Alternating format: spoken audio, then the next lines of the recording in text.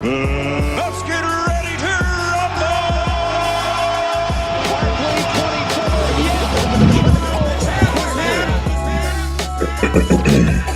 The champ is here! The champ is here! The champ is here! The champ is here!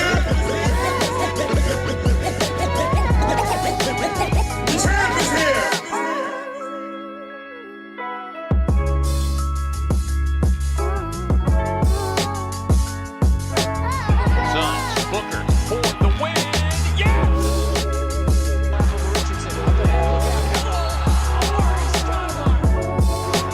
Booker, this is for the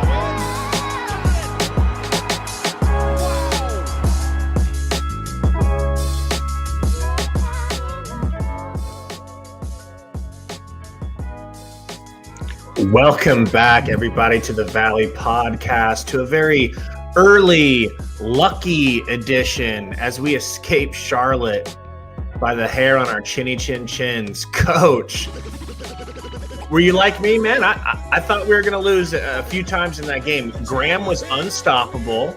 Rozier had it tonight. I love watching our team win games like this when it seems like we're getting the other team's best shot. So I am in no way upset. I am not mad that this was a close game. I'm not mad we went into OT. I am rejoicing. I am happy. I'm proud of the Suns. I'm proud of CP3. I'm proud of Mikal Bridges. I'm proud of Ayton.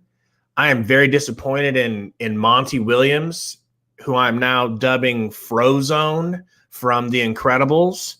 The man just comes in with his magical powers and just freezes everything in his sight. I don't get it. We'll talk about that later, but Coach, please take me through your thoughts of the game, man.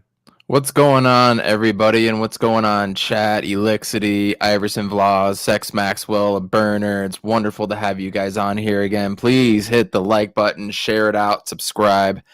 Appreciate you guys. But, man, I was sweating this game. They didn't have it going this game. They were tired, lackadaisical, played like they expected to win the game, and it almost bit them in the ass in the very end. It was frustrating to watch. We need to talk about how Booker and CP just failed miserably in the last 6 minutes and going into overtime. Ayton played a hell of a game. Mikal Bridges with a career high for steals. I'm happy that we won, obviously, but you are delusional, Gabe Von Carter, if you were that happy in escaping with this type of win. It just felt like we had so many opportunities to win this game, and it didn't come down to that, unfortunately. They just gave up too many threes at the very end to freaking Devontae Graham. Dude, he was just in the zone. I mean, there was absolutely no stopping him. And guys get like that. Book gets like that from time to time. Dame gets like that. Did you know that Graham was like that? Because I absolutely expected this from Graham. I was shocked when they picked LaMelo because Rozier and Graham are so lethal together. It's like, what are you doing? You're pulling like an IT, bringing him in with Bledsoe and Dragic. You're just going to ruin it. Well, it worked out for them, but I don't think that they lose anything offensively without LaMelo except for the extraordinary ball movement. They're just as lethal from scoring in the backcourt. It's no different. We're lucky that Ball and Malik Monk were out, man, because one more good play from another player or something, we would have been out of this. And it would have been a damn shame, because this is a game I felt like we had in control a lot of time, too, especially in the fourth. We were up between 9 and 13 points from the third quarter all the way into the fourth quarter, and then all of a sudden we're up 8, and Eddie's like, oh, we just need one more basket here, and it feels like we can really close that out. 3-3 layup tie game. I hear you, man. It was bad, but I feel good about it. Why? I'm going to mute myself. You can go full screen. Why do you feel good about this game? So I feel good about this game because we're that team now. Like, teams are hunting us, right? So teams are hunting us. They're coming out. They're giving us their best shot. This is a matchup nightmare. If I would have had more time, the thumbnail I really wanted to be was Devontae Graham, but his head was Freddy Krueger, right? Because this is a matchup nightmare. This dude is murders us in our nightmares because for whatever reason, they just match up perfectly against us. I don't know what it is. It would have been a lot different, in my opinion, if Monty wouldn't have went out of his way to shut down Ayton in Ayton's 5th good game in a row. 5. I'm officially willing to go out on the limb and say Ayton has turned the corner. 5 games is enough for me. I'm buying back in on my Ayton stock. Coach. I agree. I agree completely. Especially the way good. that this team has looked atrocious in the last 6 minutes of games, the last 3 games. We did good against Miami, but we closed them out before we could get into the last 6 minutes. Orlando was awful. Toronto, we almost blew it. I think we were up 8 late again in that game, and they got it within 2 at one point.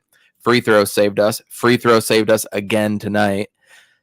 It would be nice to go down low to Ayton when we need points in the last 2 to 3 minutes, because Devin Booker's hero ball has been atrocious. He had 35 points.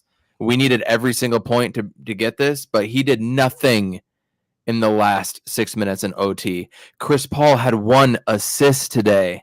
Okay, nothing is worth. Jay Crowder 0 for 9. Cam Johnson That's scoreless. why I'm happy, Coach. I see why I'm happy? I understand, because and we still got the win. We still got the win when everything God Himself wanted us to lose today for whatever reason. I'm piggybacking on your point, saying all these things are not going right. So give it to Ayton down low. Yes. Let him go to work. Don't freeze him like you did Devin Booker. This is the first game all season where I feel like the proper move at the end of the game was actually to feed DA. Absolutely. We've talked about this. It's like, they never go to him and you can't go to him. And for a while, Monty wouldn't even play him in the 4th quarter, period.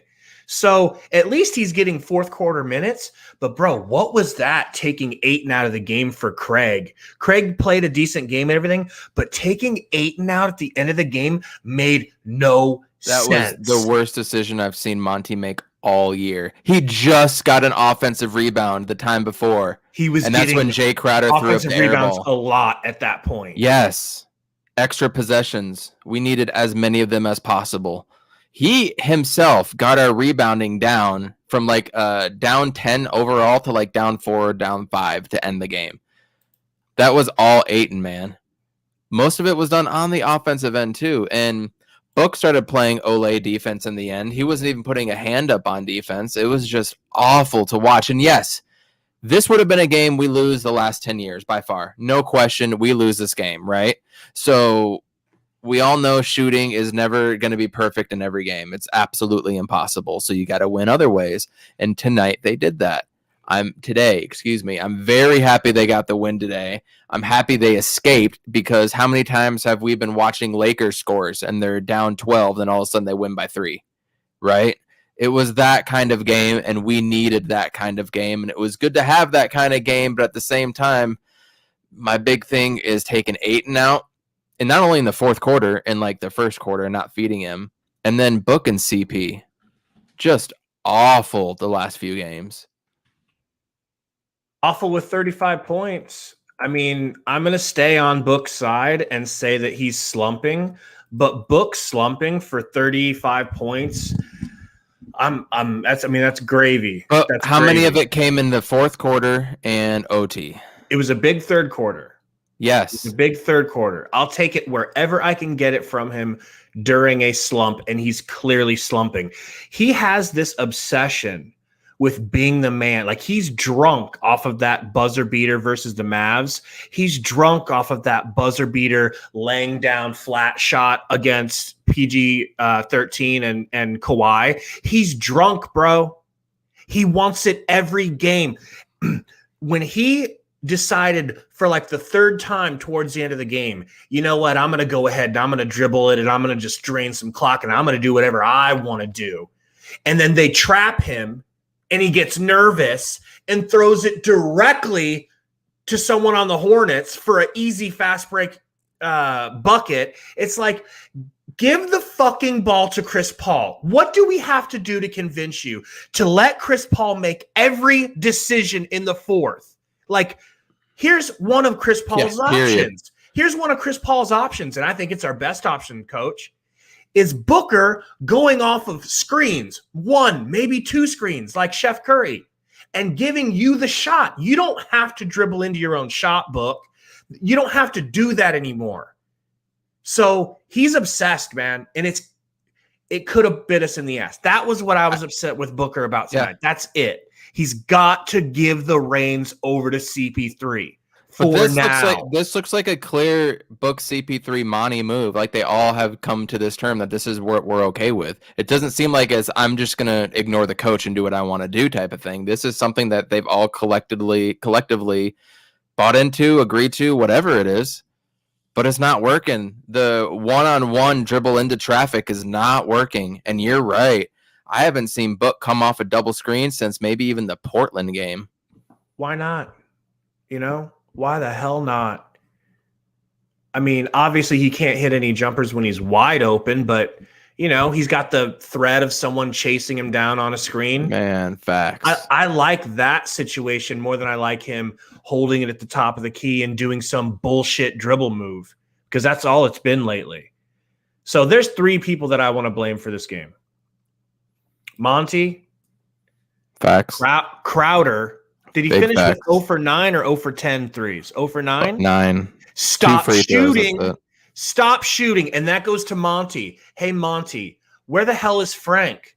Where the hell is Galloway? Where the hell is Cam Johnson? In a situation where Crowder's 0 for 9. He's not that valuable when he's not hitting threes. I'm sorry. He's not that good on defense. I mean, he's not good. He's good. He's not go 0 for 9 and you still get to play all the whole game. No. Put Frank in, please. Even Saltiest Gaming, Saltiest AZ fan, our Lord here on this show, said it himself. And I never thought I'd hear him say this, dude. He said, put Frank in the game. Salty is calling for Frank. Monty is on one, bro. Monty is out of his damn mind right now. Taking Ayton out, leaving Crowder in. These are simple things, man. Am I wrong? I just wonder what his mindset is. If it's you can make mistakes and it's okay and I'll leave you in, and not having a short leash because a short leash can be worse on them, or is it he's forcing what he wants to do instead of coaching with the flow of the game? Does that make sense? I've never ever gone into a basketball game that I'm coaching and say, this is what I'm going to do the whole game. That doesn't happen. Things change. You get into foul trouble. They get into foul trouble. You go up 30 and then nothing else matters. You go down 20. Now I got a full court press. You know what I mean? You have to coach to the flow of the game. And I don't know if that's necessarily Monty's strength at this point, or if he's forcing his will. I wrote this down today, right? And tell me what you think. So no disrespect to Monty. I'm glad you're here. I'm not calling for your job. I'm not saying I'm not even necessarily happy with you with the job you've done overall. I'm starting to see the tendencies that have gotten him fired in the past few jobs he's had. Man. I get it now. And he's better now as a coach than he used to be, but I see the flaws that must have gotten him run out of other towns. Because what else could it be, man? He's a great leader. So that is one of the things why he got kicked out of New Orleans when they were the Hornets and he had CP3, was he kept trying to force his style onto Chris Paul and everything, and that's what kind of got him kicked out. So is he still trying to force his style, or I don't know. You're right. Great leader. Could you shout out the chat for me, brother? Who do we got in here now? Is your YouTube weird now? Do you have the chat on the bottom instead of on the side? Well, I'm looking at it through StreamYard, so for me, I got you. It looks weird for me, but anyways, welcome again, Gabe, and the basketball and football guy, Iverson, Sex Maxwell, King. I think we got 2 Kings in here. One's King 3, J Rock, and Who else we got in the? I'll keep scrolling up. Aljoy Alfonso or Aljoy. Excuse me for not pronouncing that, but you woke up at 1 a.m. to watch a game over in the Philippines. Jeez. That is commitment. So shout Seriously, out. man. And it went into overtime, and now you're joining Bro. us. Respect. That's what's going on. So whenever we have a giveaway, we're gonna shout you out. Usually it's just lap dances from Salty is our giveaway. But I mean, if you want one of those, we can fly them out there and start a GoFundMe. That would probably work. I'm down with that. And shout out to Johnny, no nose sport shop. I love that. So shout out it's you tough. guys. It's tough saying his name. I've had to say it a few times. I like it. So go in more on Monty and your thoughts, man. So I think it's clear as day. If you're gonna look at what happened today, if you were someone who doesn't know anything about the Suns and you're watching that game, you would say number 22, whoever that dude is, that's got to be the focal point today. Maybe not other games, but today he's clearly the focal point. That did not happen. He had 14 points at halftime, maybe 12 points at halftime. He had 10 in the first quarter. 10 in the first quarter, and then he ends with 14. That is a problem. The weirdest part of that to me is him getting pulled out in the fourth quarter when he was doing nothing wrong. He was giving us nothing but help. It was also really weird how Monty doesn't say to Chris Paul and Book, in the clutch situations, right? End of the fourth quarter and all of OT. Did they pass Ayton the ball one time? I didn't see them get it. It's all hero ball. Whenever Devin Booker gets out and he goes all the way back to half court line, I'm just like, oh no. I hear you, dude. I hear you. It's so that killed me. Keeping Crowder in the game when he's 0 for 8 and letting him take that 9th shot. Has Langston Galloway, is he chopped liver? 3 minutes tonight. What does he have to do? What does he have to prove? Every time he's called on, he seems like he's like a 45% three-point shooter. It's just, I don't know, man. Monty really, really bugged me tonight. There's one person I did manage to mention. The third person who I blame for this game being so close is Dario. Bro, I was going to shout out the whole bench. Remember how Salty was saying that, with Bridges, we treat him like our favorite child. We never call him out. I feel like Dario gets that treatment too, man. We treat Dario with kid gloves because he's such a good glue guy. And it's like, oh, poor Dario. He can't jump over a piece of paper, but look at him score in the paint. He's just so endearing. He's playing like dumpster juice, just straight up dumpster juice, getting his shot beat by some white guy with dreads. A guard nonetheless. I don't know. I want him to be sat, we talked about this, but Monty seems to have no problem sitting players who have been fully effective. Kaminsky is responsible kind of for 9 or 10 game wins whenever he starts, and you'll just throw him in the wood chipper. But Dario is out here for 2 full weeks, stinking up the joint. And he's untouchable. You can't bench him. F that, bench his ass. He's got the yips. Do you follow Dario Party? Does anybody in here follow Dario Party? I used to. I got kind of annoyed and I stopped following. You always get annoyed by these young bucks because you get threatened. It's true. I'm scared. No. So I was talking to him in DMs today, and he brought up a good point. He said every year Dario gets kind of the yips during the trade deadline. And as a Dario connoisseur, somebody who like Tim follows CP3 everywhere, I'm assuming this Dario Party kid would rock with Dario no matter where or what team he's on. He says from watching him his whole career, he always gets like this during the trade deadline. He thinks that maybe he gets in his head about, am I going to get traded? Am I going to get traded? And he has like a mental weakness in that way of thinking. What do you think about that? I thought that was possibly true, man. I mean, I guess I don't really know a lot about his whole career throughout the stages of a season. You know what I mean? So I would trust somebody that follows him a whole lot more. And the reason I got annoyed by following him because it seemed like he was more of a Sixers fan than a Dario fan. He's So a I just, Dario fan, man. Is he? Is He he? is. He wants to come on too. I think we should. One of these days, especially if Dario keeps this up, we need to have him on. And he said he'll come on and answer for Dario. Well, from somebody that was his biggest supporter who said Dario Saric, when healthy, is a walking 16-8 plus whatever assists he gives you.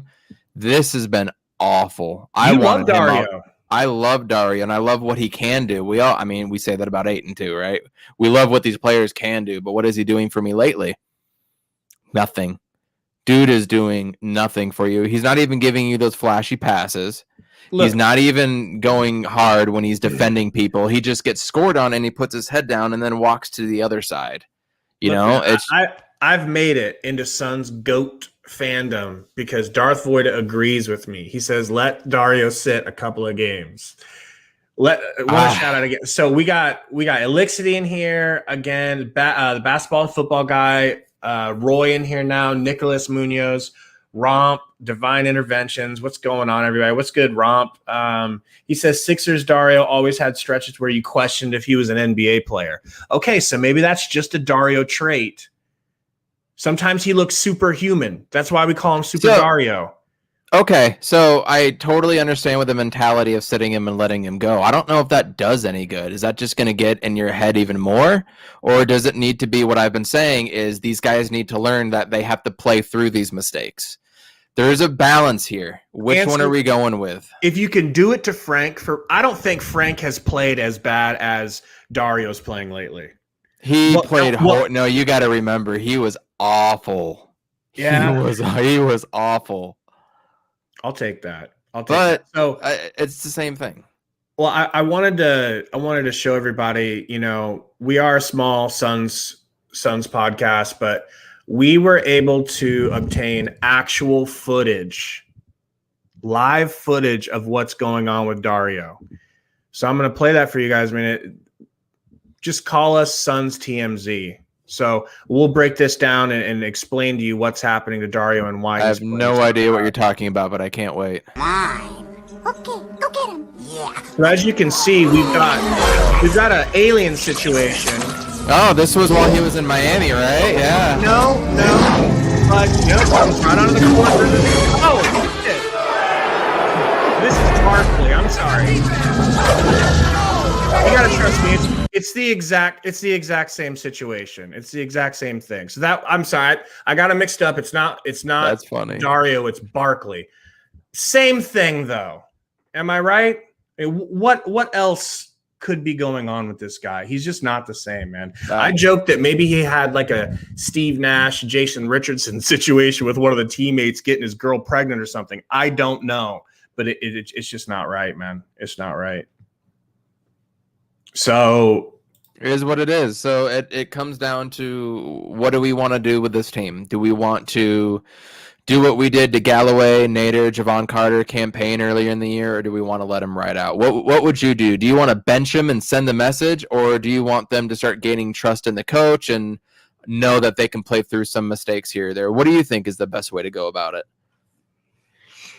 I just say give someone else a chance and let Dario get his mind right.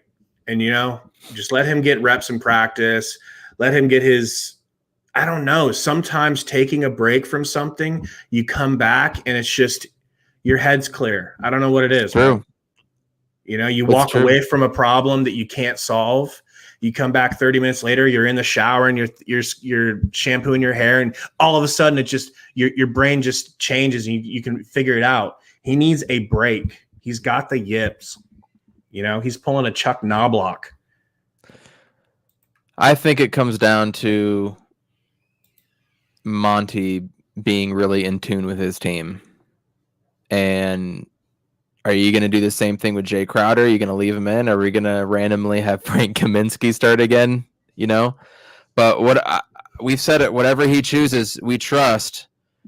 but that trust is starting to get questioned just a little bit. You saw it with we've seen it with Book all year round when he goes for 17 to 20 in the first quarter and then gets pulled.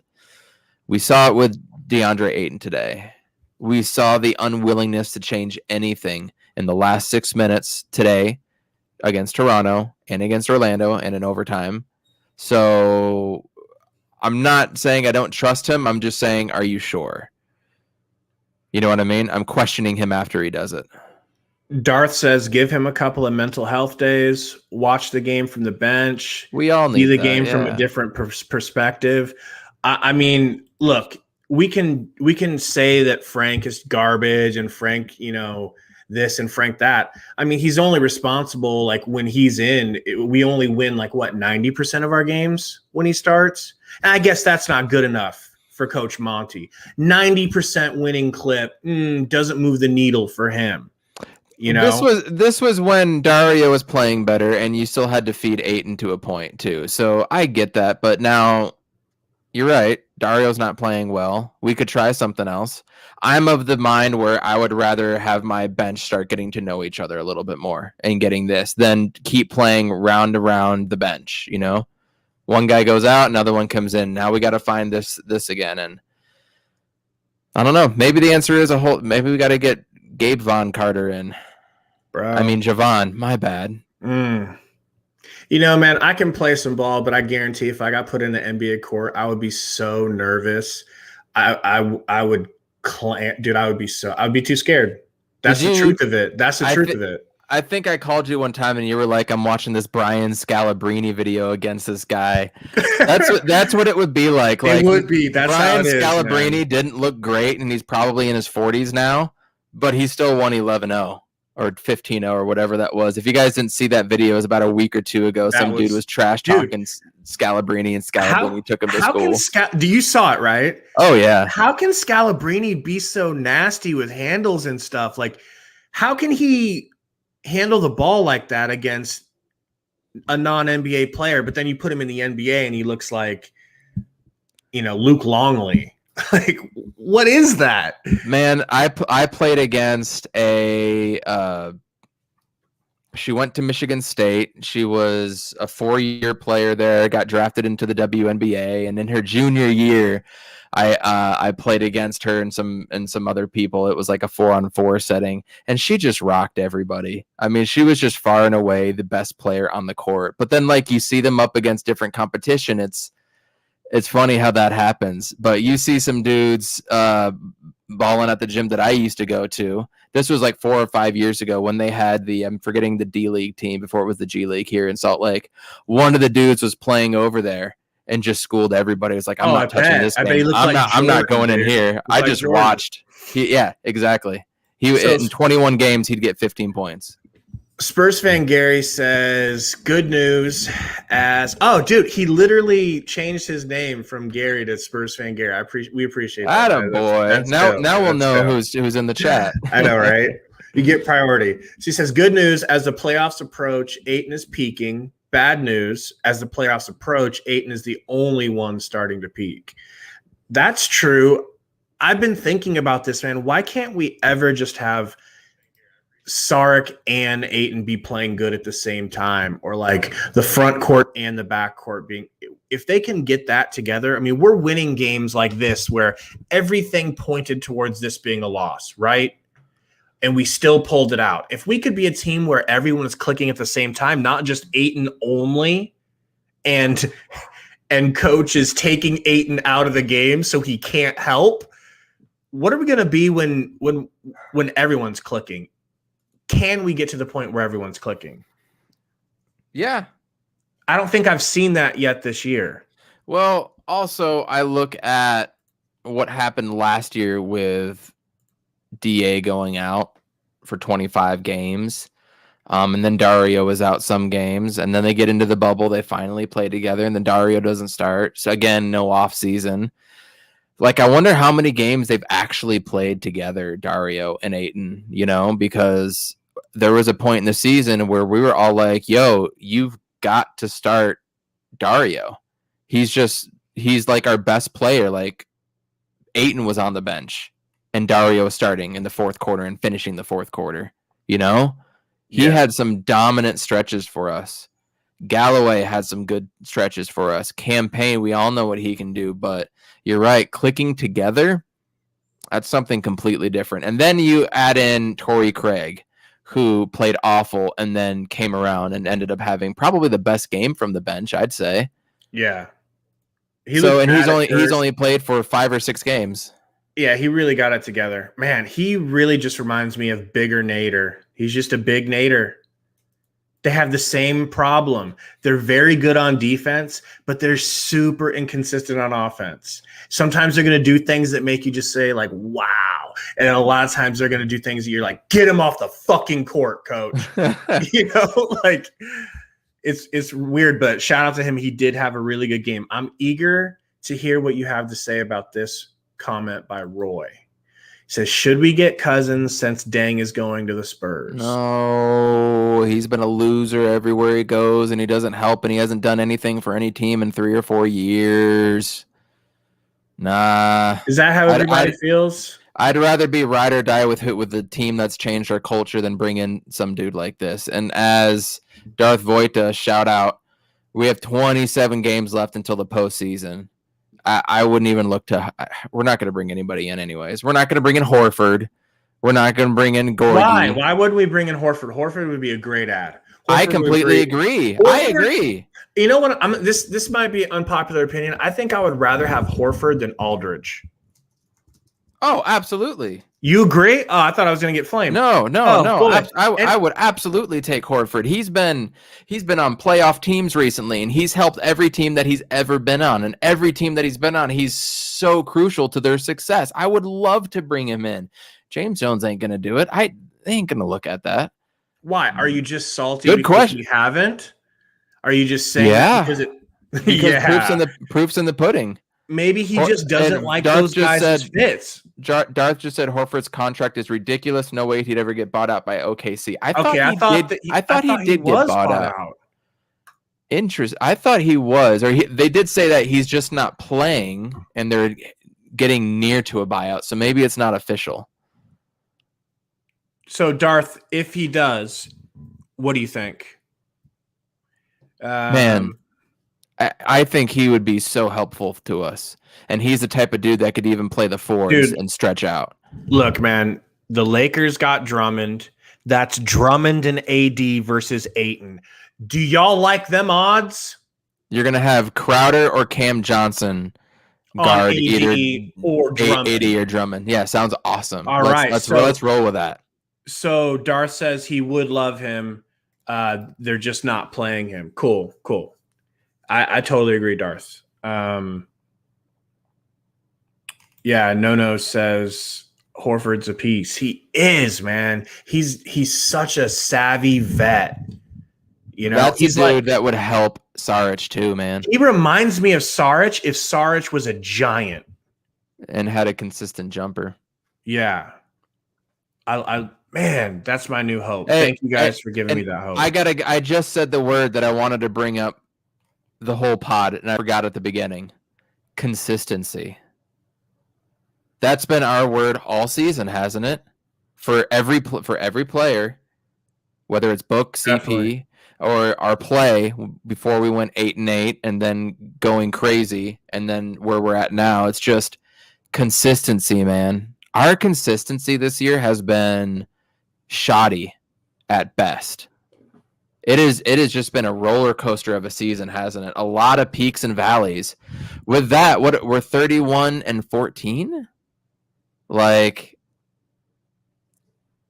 I'll take it, considering where we've been. But we had a point in the season about 2 or 3 weeks ago where, like, we're a Western Conference Finals team.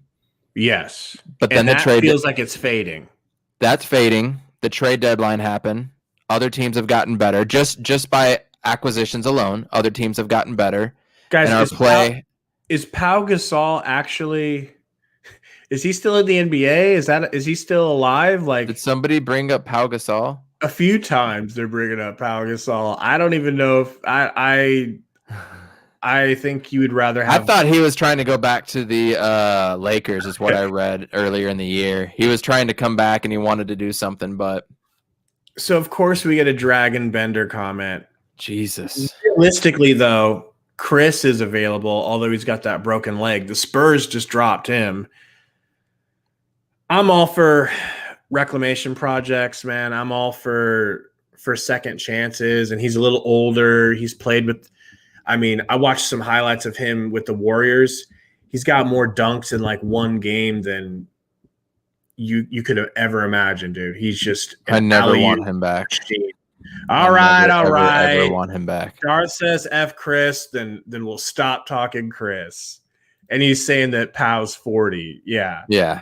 No. We have what we have. This is not we have us. our team. This is not Coach and I sitting here saying we're not good enough. We need to get better. That's not what it is. We're as good as we're going to get, but we need an insurance big. We need an insurance big. Man. Okay? I don't even want to say it. I don't even want to think it. But you know the possibilities. Foul trouble. Let's just go with foul trouble. That alone. In the playoffs, it could be an issue, man. I just would honest to God, bro, I think I would bring Damian Jones back at this point just to have a giant body down there who can maybe block shots. We just need something.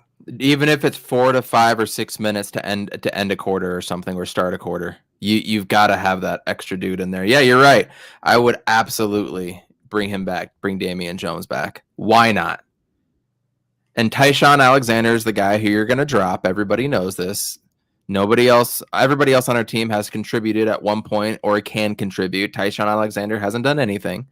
So no offense to him, but he's the one that you lose. But man, Horford. Listen, I'm the only person, it's just me and Roy, who feel like, let me phrase it to you this way. Cousins, okay, so Darth was saying Cousins and Chris don't get along. Let's say Chris is like, you know what? Chris Paul's like, you know what? We need another piece. We need another big, an insurance big. So I can make it work if he can be cool. And Cousins is like, yo, bro, I can be cool too. And then the Suns get the health report on Cousins. And they're like, yo, clean bill of health. He's not what he used to be athletically because he's diminished, but he's not injured. He can play. He could be a full go. Would you bring him in? Nope. You're a chat. He was moving like a bag of rocks this season. I would not bring him in at all under any circumstance. Iverson Vlogs, are you talking about Tyson Chandler? Tyshawn or Tyson? He said Tyson is on a 2-way contract. Okay, he said Tyson, but I thought he wanted Tyson Chandler. Hell to the nah. Roy, I do agree with you about Baines, though. If Baines got released, that'd be sick. But we're talking about things that could happen. Nobody's released anybody. There officially is nobody else on the market except for Jeff Teague, who that intrigues me. I would release Javon Carter for Jeff Teague for sure. Yeah, you'd have to. He is better. Divine Intentions. What's going on, man? He says Jabari Parker and some name that I won't even bother trying to say have been cleared from waivers. I'm a huge Jabari Parker fan. Huge. I would love, if nothing else, just to bring him to Phoenix and let him get healthy and not even play this year. Just come be on our team. Let us work you back into health for next year. I love Jabari Parker, and he kills the Suns when he's healthy. You know, he played 3 games this year. He played 6 games last year, and we already have a slew of 6'8" guys. We love you, Darth, man. Enjoy your shopping experience at Fry's. Thank you for stopping by, man. We appreciate it. I enjoyed your guys' show today, too, by the way. Good stuff. Yeah, it was. It really was. Hey, but they did have a question. I was curious. I think I've already changed my answer just because I listened to them. Who do you think was the star of the game today for the Suns? Or what do they call it? The Suns Jamster session of the day, or Jamster I don't player think of they the day. call it the Jamster session of the day. The Suns Jamster player session of the day. The Jammer. I think it's the Jammer. Yeah. No, I'm just kidding. Okay, so my opinion, who the best player of the game was, I would give it to Ayton. And I would say Jam star of the game. Thank you, Jam sir. star. There Yes. it is. Perfect. Maybe think about changing it to Jammer because that's kind of dope. But you guys do you. We won't try to micromanage. So people are saying Mikal Bridges. I know they were saying Mikal in theirs. I still give it to Ayton. Ayton would have had 24 and 20 if Monty would have played him the appropriate minutes. Tell me I'm wrong. You're not Tell me wrong. I'm wrong, chat. This was a game where he could have gone for 30. He had 14 and oh, you're right. He had 14 and 14, and coach was like hanging on his ankles as he's running down the court, like, no, I don't want you to score, Ayton. I don't want you to help I'm going to take team. you out. I'm going to put Torrey Craig in. I don't want you to play. You've been helping too much. Who's the only guy on the team doing anything? Ayton, that's what I thought. Craig, get in for him. Ayton, you're out. I want this to be a close game. In the end of the fourth quarter and into overtime, they had a lineup of Terry Rozier, Devontae Graham, Gordon Hayward, PJ Washington, who killed us on the boards as well, and Miles Bridges. They didn't have any bigs in there. They had no bigs. We didn't even look to Ayton to post up, run a play for him. It was Booker, get the ball, dribble out to half court at about the 12, 11 second mark, then you can make your move. That's what it was. Didn't even look. It was a damn shame. He could have gone off for 30 and 20. This could have been an awakening game for him, for the league too. Maybe it's better it didn't happen. Maybe it keeps him hungry. I don't know. But somebody said it in the chat. I think might have even been Roy. I don't know if it was Roy in the Suns Jam chat, but said Ayton should be pissed. I agree. Yeah. He got disrespected by the coach today. He got muted. He was muted by his coach for what? John said, like, Ayton doesn't care about that. He just wants to win. Like, word, I feel you. You're right. He just wants to win. But as a competitor, there's got to be something inside you. If he's not pissed, I'm going to go back to trade Ayton right away. If you are not pissed about not getting the ball game. We'll see in the media availability. Hopefully we're able to find that. Do you mind looking for that again? And everybody in the chat, please give Saltiest Gaming a special shout out. He made it into the chat. What up, Salt? We miss you, bro. I sent you a DM if you feel like yeah, I got to find them. Breaking the internet and getting in here. So let's see. So, dude, I didn't even get to any of my. I haven't even really gotten to any of my. Notes. You know how many times I write notes and we just kind of go off topic. This was one of those games where you just have so much fresh in the top of your mind, bro. So they released it. Media availability is available if you want to. Can you push it to me? And we'll talk over it. Or could you just put it? I can't because I don't have. Okay, I'll find it. Yeah, I just use my laptop for the webcam now. I do everything. Talk about this for me while I look it up, will you? Crowder has at least at one point in the game tonight. I don't know if this changed, but at one point, Crowder had 30 more 3-pointers than Booker on the season. 70 to 100. Does that sound right to you? I mean, it does to a point where him, Mikal, and Cam Johnson should 30 more threes than Booker. I thought that was way more open threes. He has way more open threes. And if Devin Booker hit half of his open threes that he's had, we'd be having a different conversation with that too. He's not even knocking them down this year. I think when I checked at the beginning of the day, Booker, who went 4 for 11, by the way, from 3 today, he was shooting 35% earlier. Let's see where he's at. He's at 35.1% right now. His career average is 35.4. He's shooting lower than his career average. Same with free throws, but his field goal percentage is up. Book's ability to use the backboard has just grown leaps and bounds this year. grown, Yeah. almost the way Dwayne Wade did when he came back from his injury, and all he did was use the backboard and Marquette. It's not quite, because Dwayne Wade's backboard usage was stupid silly. So you guys should, if you guys don't know what I'm talking about, go YouTube Dwayne Wade backboard. Just stupid with the game, with the backboard, but he has gotten better. I'm looking forward to this. So this is the first time we're gonna do this. We're bringing you live post game. Well, it's not live. It just got posted about a half hour ago, but it's post game stuff, and we can kind of talk about what they're going to talk about, I guess. So let's just go right into it. Thanks, Roy, for sending that on Twitter. So we're gonna have to talk over it a little bit. We're not gonna be able to just let it play straight. So we're gonna give you some thoughts. So we're sorry if you guys feel like, oh, I can't hear him. Shut up. I want to hear him. We'll try to make it as doable as possible. Do you have the ability to lower their volume too of that? Yeah. Okay, good. I'll let you know. If you had hair up there, I'm just curious, what's going through the mind where it's like, yeah, we're putting ourselves in these situations where we have to pull out something to win the game. I know a win is the most important thing, but just take me through that. I think that's Dwayne Rankin. I'm not 100% sure who's talking there from AZ Republic. Emotionally, it's up and down roller coaster. You can Obviously. Hey, why didn't you play Ayton in the fourth, Coach? Just kidding. And pretty obvious that you can't turn the ball over in those situations, but I thought we did enough to win the game in regulation, but we gave up threes in pick and roll situations because we said that. We know. I was more concerned about that part. Devontae Graham just wasn't going to miss, man. Just chase guys off the 3-point line. Let them get a 2. But emotionally, you just got to hang in there, even though you're kind of up and down.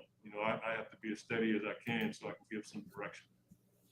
Quick follow. Steady as I can. Okay. Just overall game, he played obviously the contested Graham's 3 there towards the end, but just speak to the kind of game Mikal had, and you guys needed him to have that kind of game. I was so glad when they switched Mikal onto Devontae at the end. Best in the league at his position after a screen. He has the length and ability to stay in a play, and it's just will. Graham got going.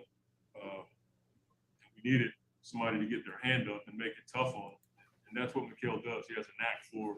Mikal should have been guarding him the whole game. I'll try to turn the volume up. He was guarding Hayward. He stopped Hayward all day. Hayward didn't do anything. And being able to contest without foul. We're gonna go back to Craig Fouie with ABC 15, and then we'll Craig have Mark. Fouie. Appreciate that, Coach. Congrats on the win. I just want to ask you, how difficult was this road trip? Miami, Orlando, Toronto, back to Charlotte. How tough was Shouldn't it? have been. That was easy. They were all in a small.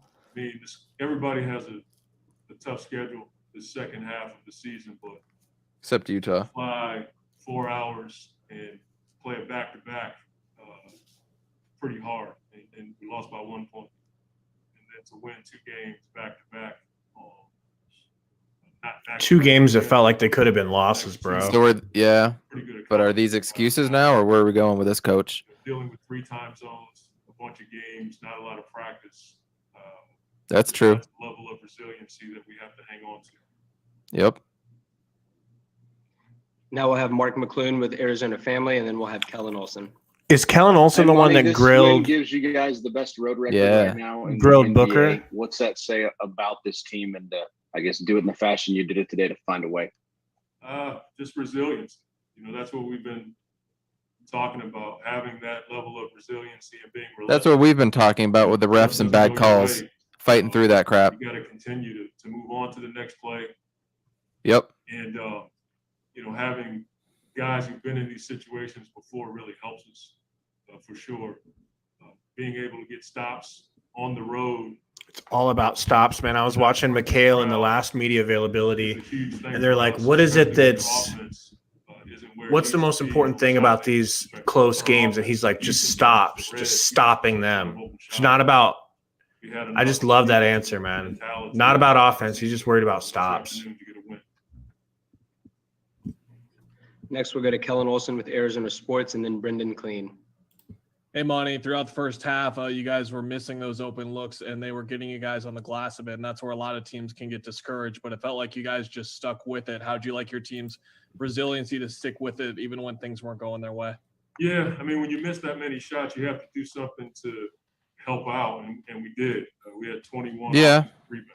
So that was a key for us tonight, was to try to get it back as best we can.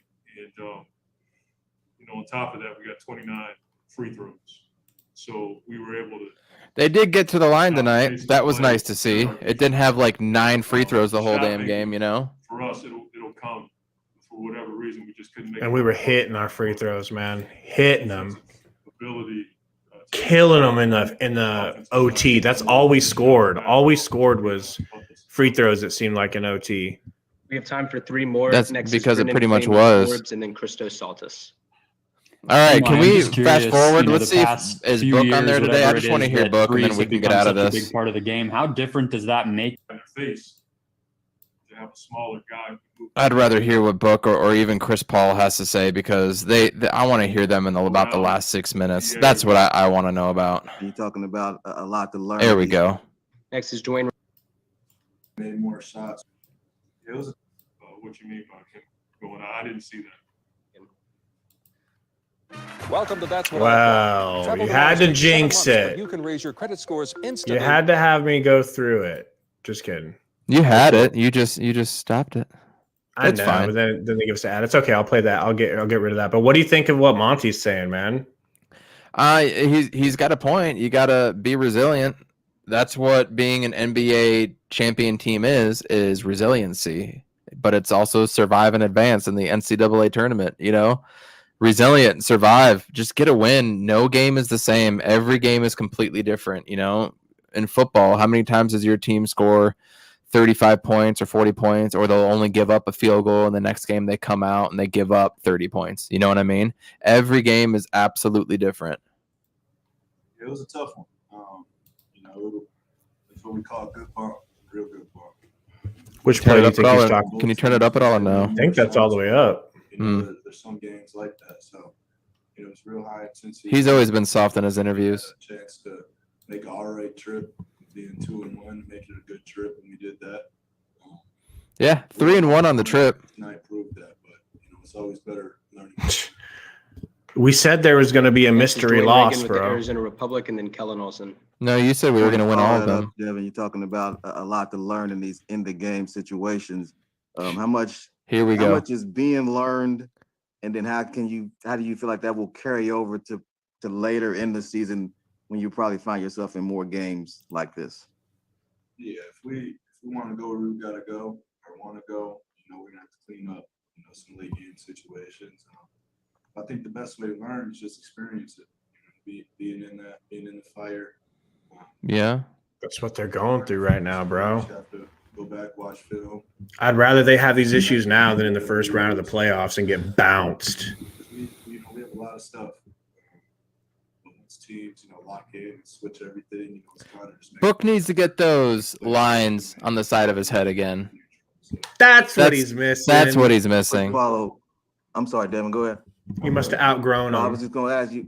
We talked to you before about the impact Mikal can have on the game, and 6 steals, contest on Graham, huge threes. Just speak to his performance today.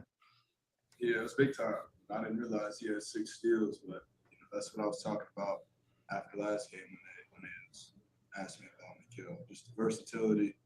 Mikal is getting so much love from fans and shit lately. It's crazy, but 6 steals, that is nuts for one game, dude.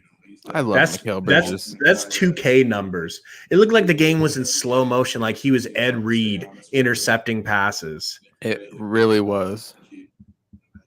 And no one's blocking his dunks.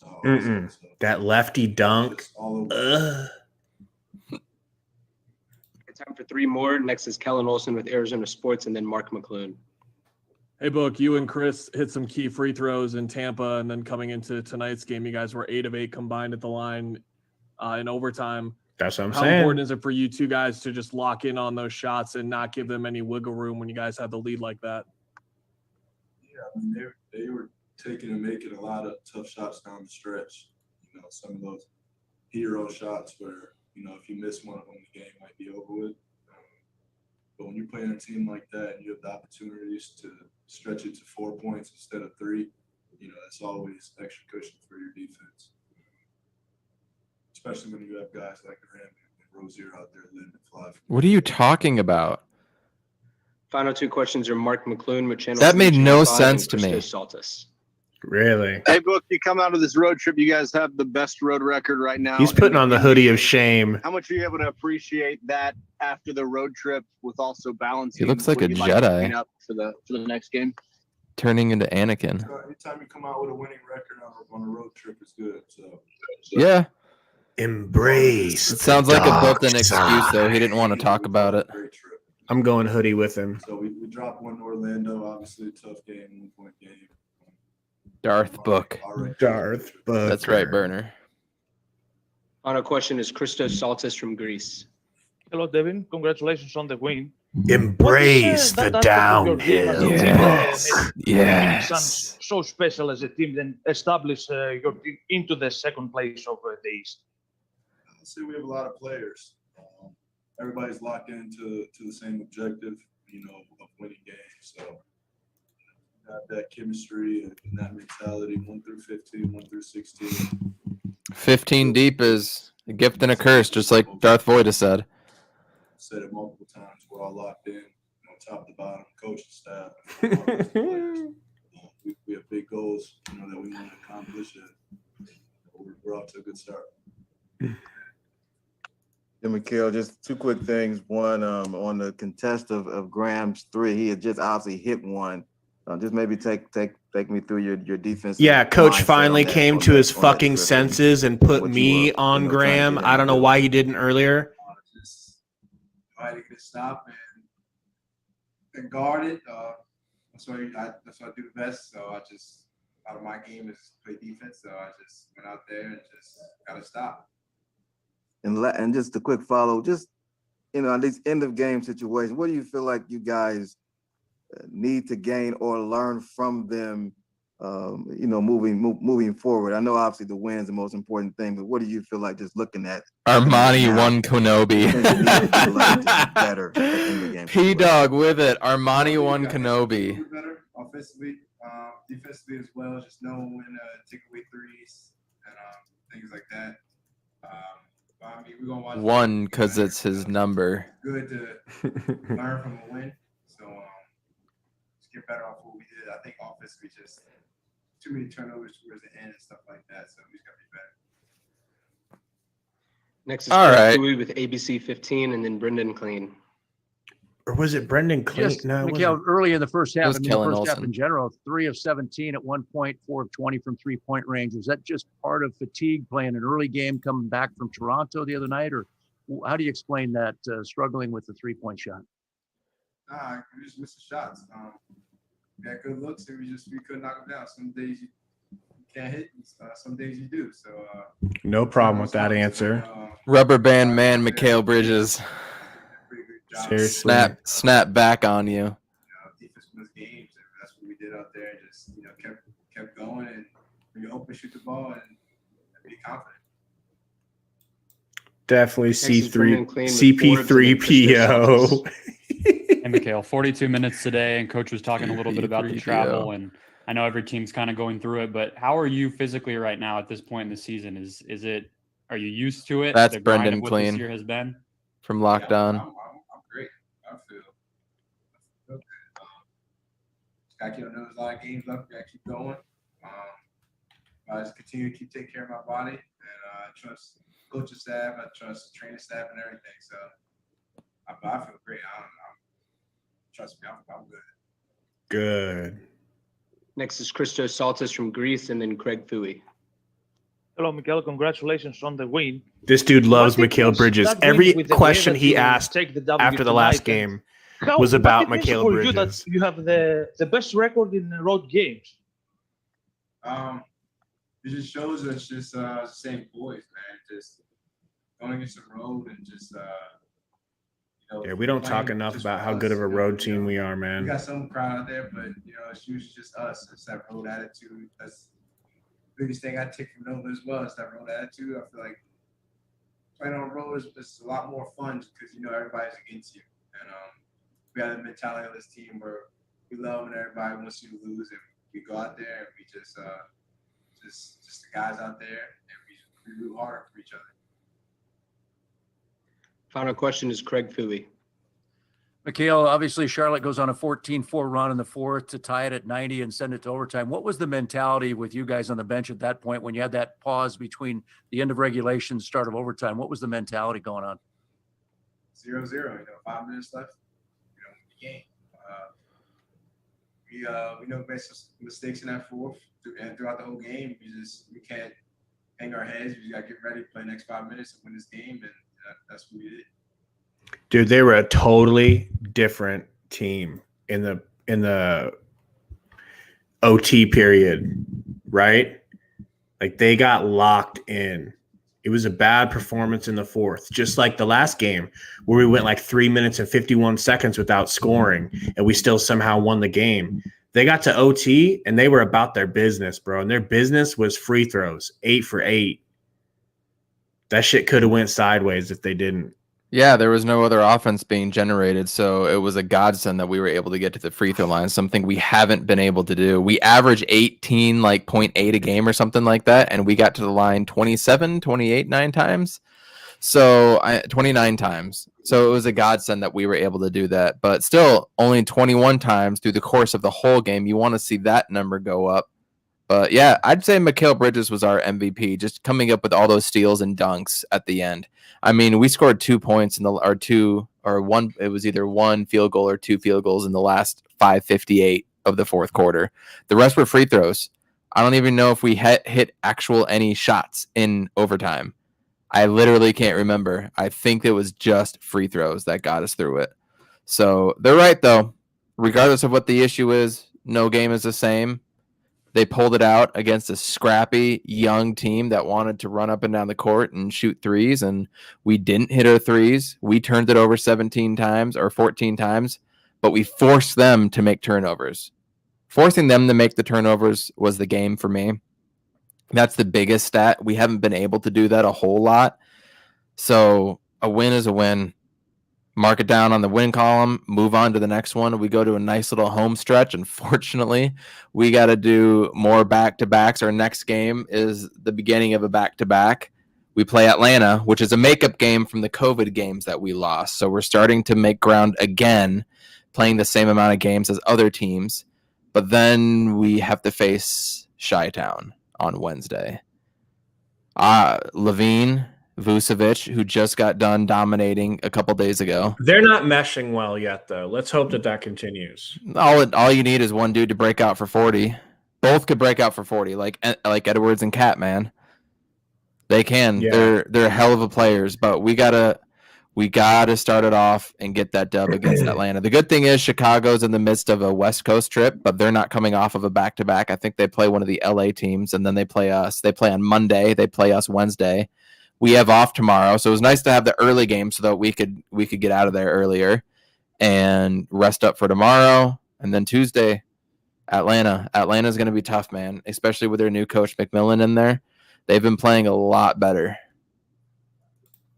You know, one thing that really led me to think we were going to lose this game, and a reason why I'm so happy that we won, one of the things that gets lost, remember I was saying everything was pointing against us. Right. This was supposed to be a L. Here's a crazy stat. So they go 14-2 run to close that game out, to take it to 90-90. 14-2. And in this situation, in clutch game situations, the Hornets are 15-5 at this point.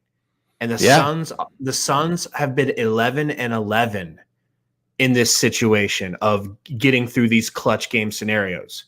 So like 15-5 for them, 11-11 for us. Like history would have pointed to us that we're just a 50-50 toss-up. They're like almost guaranteed to win in that scenario. And we still pulled it through. Like, you're right. We can talk about not having DA in, turnovers, booking the fourth quarter. We can talk about all those things. Resiliency. What you're talking about is the resiliency that Coach Monty talked about, and is being able to have that characteristic and how important that is for championship teams. I was saying it when it came to the refs and how awful they were. They were pretty bad again tonight. But you got to be able to win through adversity with resiliency. So that's exactly what you're talking about, and I completely agree. 31-14, Burner. You love to see it. I think we would be remiss if we didn't give full props to Miles Bridges for honestly one of the greatest in-game dunks I've ever seen. Had it not been for that lob that he caught all the way back like Superman. If it hadn't been for Anthony Edwards, that detonation of whoever that dude was that he dunked on, I would have said this is the dunk of the year, but it's not going to be. Did you see that he really touched the rim on that dunk? It looked like I didn't see him. I thought he just threw it in. It looks like he threw it through like Dwight Howard when he was wearing the cape and he only threw it through, or Blake Griffin. I promise you, if anybody can send us a link to just that dunk, he hit that dunk and he grabbed the rim. He actually grabbed rim. It was beautiful. So I wanted to ask you guys, this, and I want to ask in chat, guys, who do you think the best in-game dunker / jumper is? Is it Miles Bridges or is it Xylon Williamson? Z for Xylon, M for Miles. Because, dude, I think Miles Bridges might be a better in-game dunker. That alley-oop that he caught and still finished, it wasn't a dunk. I just found that I'm going to share my screen with you. Yes. Oh, no, and then I just lost it. Is this it? Roy says Oubre. P-Dog says Xylon. But Oubre didn't get up like that. You know what I mean? He got up, but a lot of times he would just... Here, I got it right here. I've got to go to you, share it, and then go back full screen. Oubre would often just like slam it. You know what I mean? Let's see. You want me to let you go full screen? Okay, I can't see it, so just go ahead and tell me when. All right, go ahead. I saw it while I was waiting. This was actually pretty sick. Yam! And from the other angle, it looks a lot better. Like here it is. Look at this.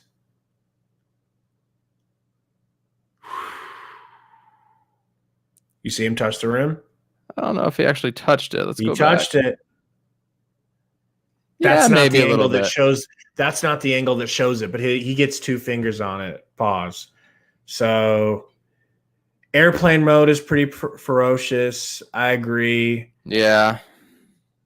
But those 2 dudes are doing it big, man. I would love to see Ayton throwing things down like that. Sometimes he gets up like that, but he's just not that. Who did he get? A jumper? Miles Turner. Miles Turner almost tried to junk. He's come a long way since that moment, right? He's come a long way since he got his entire body blocked by that was the moment I wanted to cancel Ayton forever as a Phoenix Sun. I was done with him. Done. I'm looking, Roy. You were done with him because of that moment? I was done. That was not the mentality I wanted out of my starting center. But then lo and behold, dude turned it around. Let's see. Okay, Roy sent me something. Okay. I think he's got a different angle of it. Yeah, that was just a beautiful dunk, man. I didn't want to go the whole time without giving him his props, considering for sure how filthy that shit was. So you want to get see this? Yeah. Okay. Yeah, that one too. He had another putback dunk. Look at the ball's under the rim. No, he had another one where his head got above the rim. Oh, the one where he only brought his arm up like this. I think it was this one right here. His head got above the rim there. Show it again, please. He should have kissed the rim like that dude failed to do in Simons in the dunk contest. Whoa, look at that. Look at that. There's nothing you can do, man. That was just nasty. That is crazy, dude. I'm trying to remove it. All right, there you go. Yeah. Beautiful. Beautiful. So it's kind of weird. We have no other NBA games to talk about. I don't know if you guys watched any NBA yesterday or kept track with the scores, but it felt like anything bad that could happen to the Suns yesterday happened. The Jazz won. The Clippers won. I think the Mavericks lost. Did you happen to see the Kings buzzer beater over the Cavaliers? They were down 1. It was with 1.7 seconds left. It was a full court pass to Harrison Barnes. Harrison just catches it perfectly, turns and just chucks it. That was a beautiful play. And then today, what we've got going on, obviously we won. The Blazers and the Raptors play at 5 o'clock Mountain Time, so that's 4 o'clock local Phoenix time. So Blazers, Raptors, that's one to keep an eye on, especially they just made a trade with each other.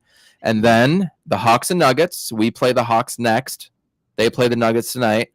I think this is going to be Aaron Gordon and JaVale McGee's first game with them. That is a very important game for us, not only because we play the Hawks, the Nuggets are behind us, but we get our first look at the new look Nuggets. And then tonight, Magic and Lakers. Lakers are probably going to win that game. There's a chance Magic could beat them. I mean, the Lakers. Y'all accosted me last game saying there's no way for that same thing. I said that same thing. They can do it. I know, but it's just because I'm just thinking no AD, no LeBron. I know. You know? I still don't see them doing it because they don't have anybody. I mean, Terrence Ross can fill it up, but he didn't even play his last game. They could. There's no reason why they can't. Gary Harris is going to go out and score 50 tonight and beat the mighty Los Angeles Lakers. So that would be nice. But you want to pull up the standings? Let's see where we're at. By my math, we have 27 games left. The 9th place team is exactly 9 games behind us. All right. 27 games left. 9 games up on a playoff spot. By my math, that makes our magic number 18. 18 more wins, or 18 wins or losses from. Man, remember when we were getting 18 wins in a whole season? Now we're talking about getting 18 magic more? Number 18 to get to the playoffs. Obviously, that's going to be a very changing number because Memphis and Golden State are flip-flopping back and forth. Sacramento's all of a sudden making a small little push. Dallas could come back down to life. Look at San Antonio back in the 7th spot. Like, a lot can happen. So that's a very fluid number right there. But as far as just straight wins, Phoenix can get 18 more. It looks like that could be our magic number. How about that? So is that to get into the playoffs, or that's to to get solidify? That's to solidify our seed right now. But obviously, things to solidify the 2 seed to solidify a playoff spot. Okay, even if that's the 9th seed, just a playoff spot, and that was our goal coming into the season, right? Wasn't that your goal? My goal was to get in the 5, 6, 7 range. I did not want to be the last team in. If I got a 7th seed, I would have been happy. I thought at most we would hit 4. I thought 5. That was my ceiling, was a 5 seed. But now, to be honest, man, I want us to stay. I want us to stay around 2. I think we should, but the Lakers are going to drop down to 7 or 8, no question, before Bron comes back. And the Nuggets are going to start to climb. Portland is going to start to climb. Hopefully the Spurs don't, but who, you know. We have such a crucial stretch coming up, man, because next Wednesday and Thursday, or maybe it's Tuesday, Wednesday, we have the Jazz and the Clippers coming up back to back. I was just going to ask about that. We have some huge games coming up. So next Wednesday, Thursday. So that's some bullshit. 2 Wednesday, Thursdays away. Friday, 2 days off. Next Friday we play. Okay, so we got Tuesday, Wednesday, Atlanta, Chicago, break, Oklahoma City, who beat us already. Right? They've already beaten us. Break. 2 days off at Houston. We've already played at Houston. We should be able to beat them, but now they don't have Depot. Then we play home to the Jazz, and then at the Clippers the next night. That's a brutal stretch coming up, okay? You're right. Utah's right above us. Clippers are right behind us. So padding wins is very important, especially for these reasons. Atlanta, man, we just got to beat Atlanta.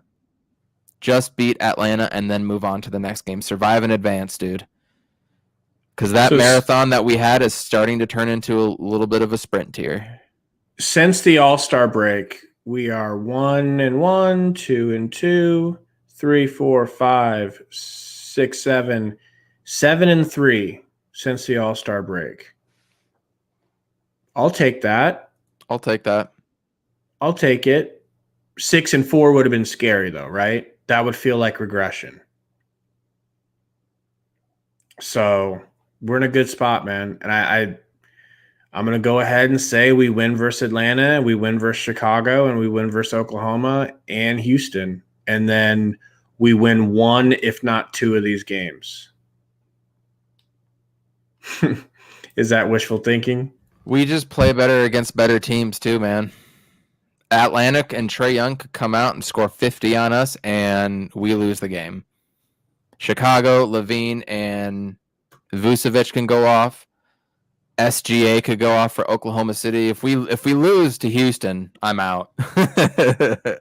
Then I'm out. That's a game we should obviously win no matter what, and we'll probably play down to our opponent. But then we play up to Utah and Clippers. You know, we got down by 30 to the Clippers and lost by a few points. We pulled it within one. So I can't wait to play the Clippers again. But, I mean, yeah, I would expect us to beat Atlanta. Salty, I can't predict that we're going to win. I don't think anybody can predict we're going to win against bad teams. I think we'll play better against the better teams, don't you, Gabe? Always do. Always do.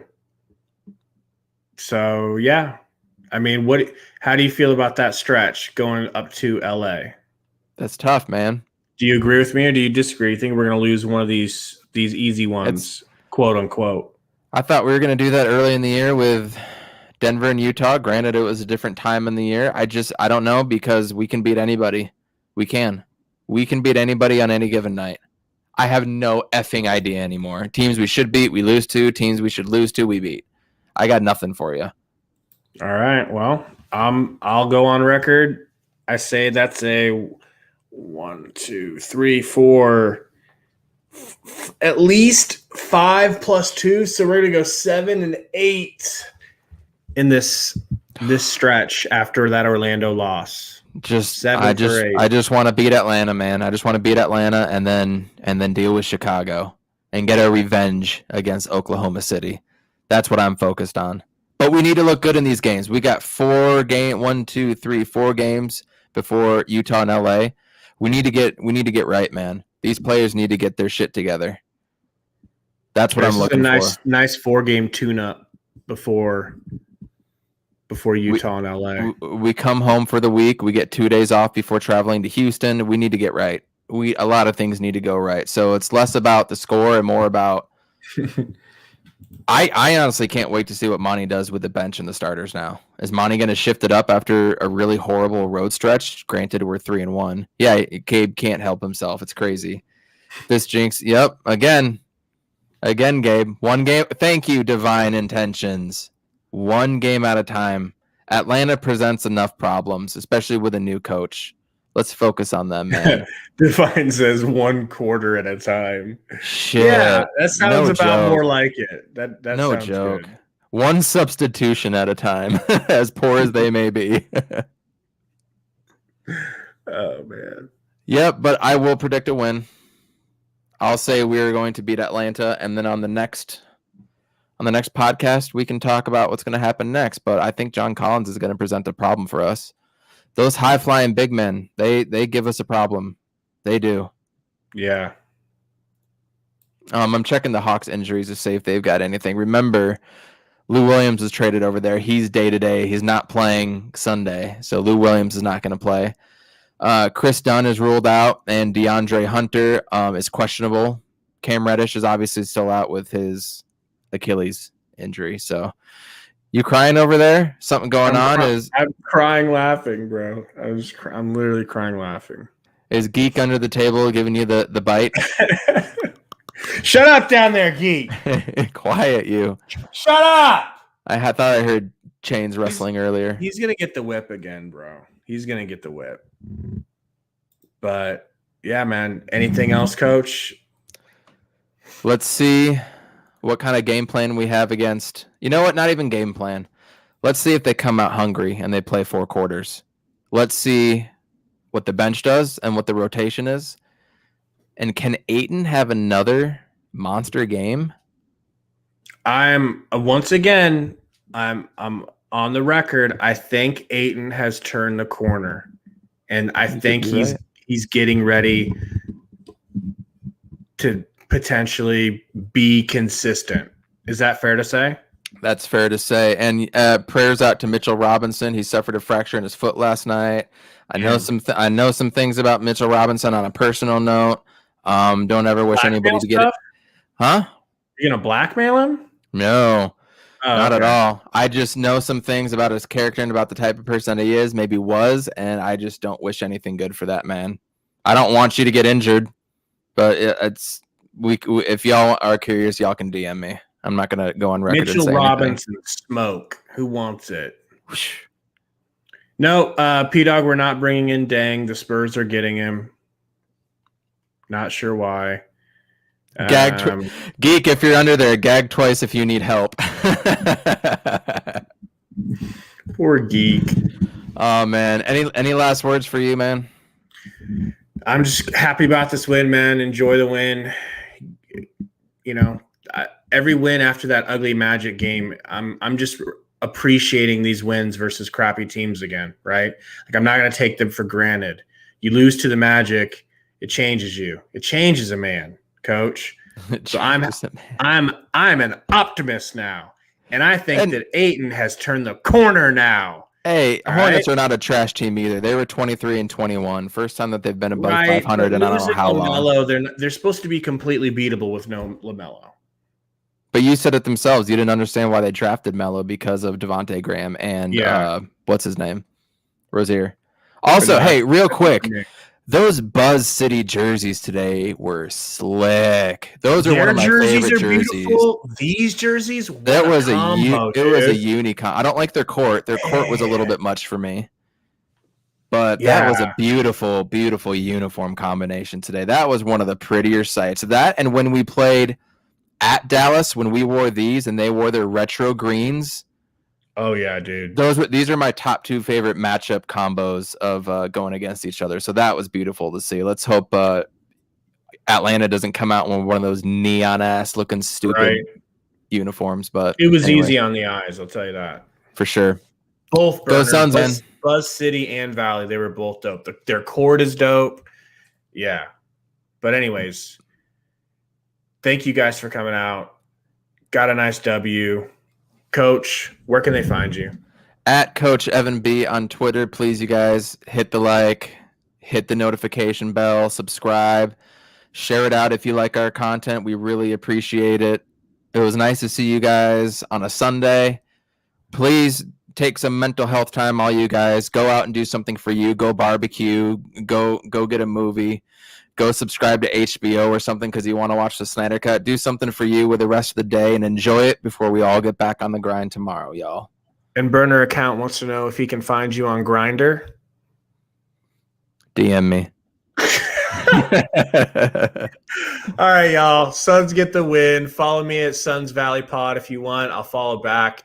We'll see you guys Tuesday. And personally, I cannot wait. Suns win. Cheers.